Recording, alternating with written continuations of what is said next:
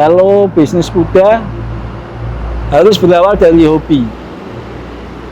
Suka dulu, candu dulu, baru berkembang.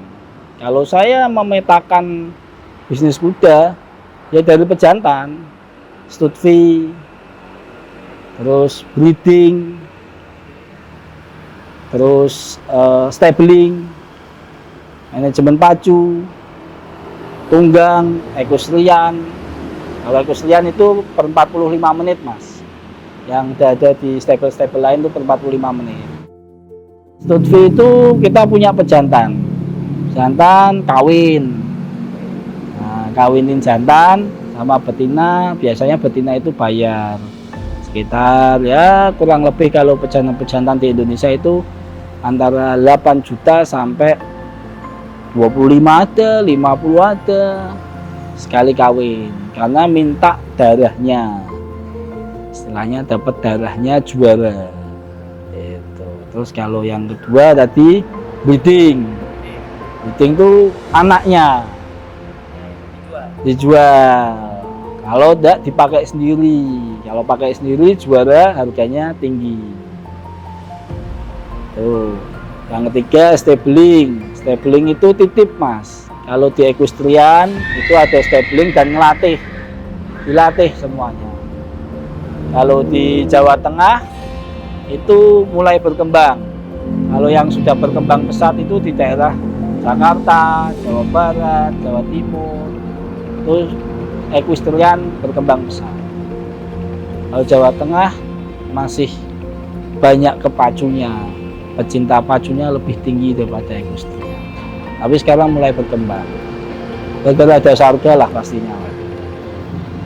Terus habis itu, habis breeding, stud fee, manajemen pacu yang tadi saya bilang itu titip kuda, bosnya menikmati juara atau tidaknya kuda itu. Terus yang keempat buat sekolah-sekolah, Mas. Sekolah-sekolah muslim itu kan kalau berkuda itu kan ini ya sunnah ya, jadi ingin mengenal kuda dan lain-lain. Malah yang lagi booming di Malaysia dan Singapura itu, maaf Mas, orang yang berkebutuhan khusus itu pasti dikenalkan sama kuda di Malaysia, Singapura. Kebutuhan khusus itu ada yang nakal mungkin, terus ada yang maaf kurang lah orangnya, itu pasti berkuda. Itu membuat orang lebih fokus.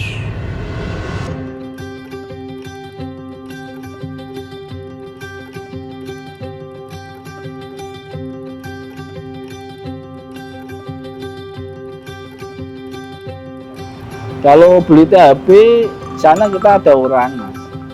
Cuma PT-nya kita titip ke orang. Kalau modalnya macam-macam, Mas. Ada yang blok berapa ratus juta. Ada yang menang di sana juara berapa miliar. Ada juga yang puluhan miliar. Makanya itu dari darah, dari induk, dari semuanya itu diperhitungkan. Yang paling hangat ya kalau juara derby di Kentucky, di Australia itu pasti ya nggak jauh beda sama di Indonesia lah. Juara langsung ada yang nawar 800, 700, 500 dan THB di sini ada 5 ekor. Kalau start fee cluster sendiri itu 15 juta. Kalau 2 kali birahi siklus 11,5. Kalau tornado, saya punya tornado, stud fee-nya 1,5. Tornado Pullman itu THB Indonesia. Kalau sampai jadinya 2,5. Dibantu buat orang suka. Kenapa harus kawin yang bagus? Karena resikonya sama, Mas. Mau ngawinin sama G, mau ngawinin sama sandal, sama THB, sama WB, atau jenis kuda lainnya impor, itu sama aja. Resikonya kalau tidak keguguran, mati, tidak jadi apa-apa, resiko sama. Kalau sama-sama punya tabungan, ya mendingan kita ke yang lebih bagus. Kalau saya condongnya ke THB. Harga kuda pacu di Indonesia tuh berapa sih? Kalau sekarang ya macam-macam Mas, ada yang 100, ada yang 200, tapi tergantung, semua tergantung induk. Kalau kudanya itu tergantung induknya, induk sama pejantannya. Ada yang di atas 200 ada yang juara baru 1 kali 800 ada yang kandidat juara 500 ada. Jadi tidak menentu, suka sama feeling. Kalau suka itu dari pembelinya, suka dan feeling, wah ini darahnya bagus, ininya bagus, kakinya kering, fatlocknya bagus dan lain-lain. Nah itu dari penjualnya sendiri ya.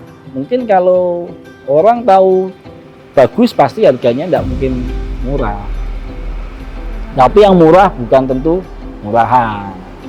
Kalau bulan ini kita ada sekitar ya kurang lebih 14 ekor.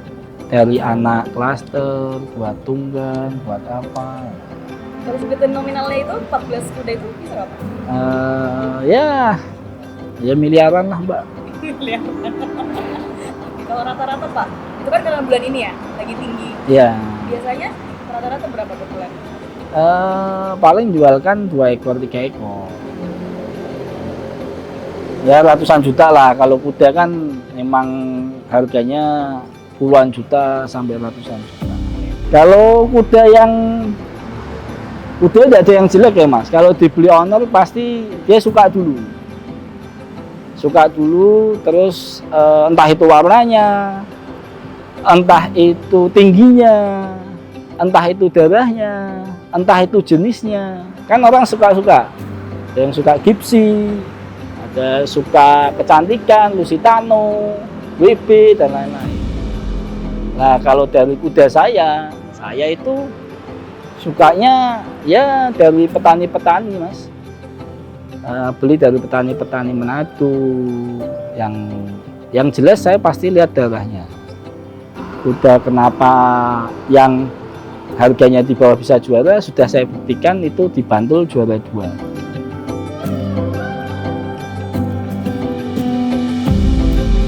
Kalau dipacu, otomatis Mas harus melihat kudanya. G berapa, anaknya siapa, dan sudah punya feeling Mas. Atau pendamping lah. Misalkan pendamping, joki mungkin, tanya joki, tanya ini. Nah, jadi harus yang menentukan owner. Beli itu harus owner. Joki, pelatih, dan lain-lain itu 50-50. Owner yang menentukan, aku suka. Soalnya kalau di kuda kita sudah tidak suka, joki ngomong ini tapi kita suka, tetap kita senang. Jadi candu itu Mas. Jadi ya gitulah. Ya ada yang ngomong kuda ini jelek, tapi saya beli. Nah, ada yang ngomong kuda saya nggak bisa bunting, contohnya Susi, jadi vonis, nyatanya menggemparkan Indonesia. Soalnya Susi itu kan kuda spesial, Derby juara 2, nah, tinggi, besar, nyatanya sekarang punya anak.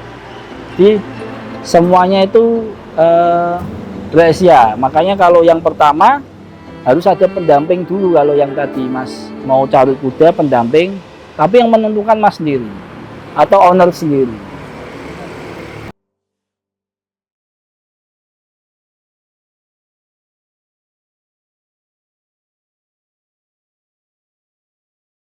Kalau bisnis kuda di 2025 sampai Prabowo itu pasti menguntungkan Mas, karena tertata rapi.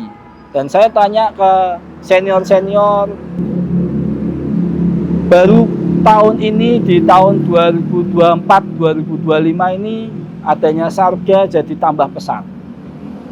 Udah ada rundown-nya, dulu kan tidak ada, cuma kurang 1 bulan tiba-tiba Derby Jateng, tiba-tiba Piala Mahkota, 3 mahkota dan lain-lain. Kalau sekarang sudah ada jadwalnya.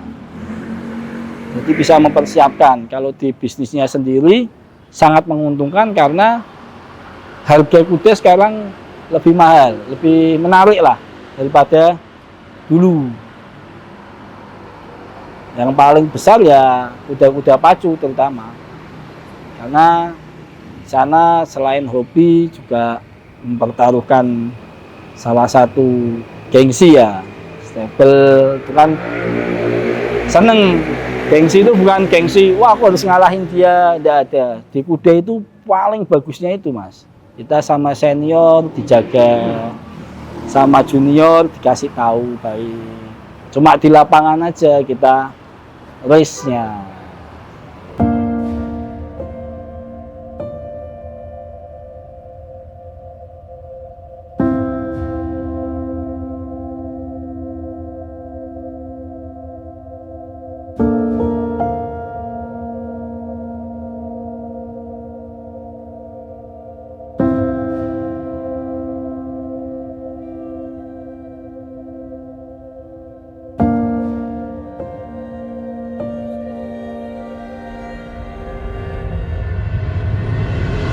Ungaran ini fokus breeding sama equestrian.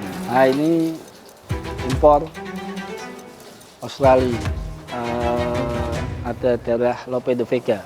Lope de Vega itu juara pejantan, juara rekor nomor 2 apa nomor 3 di dunia. Namanya kita kalau di dunia berkuda ini pro dan kontra itu biasa Pak. Terlalu cepat ngambil keputusan untuk jadi pelatih dan lain-lain.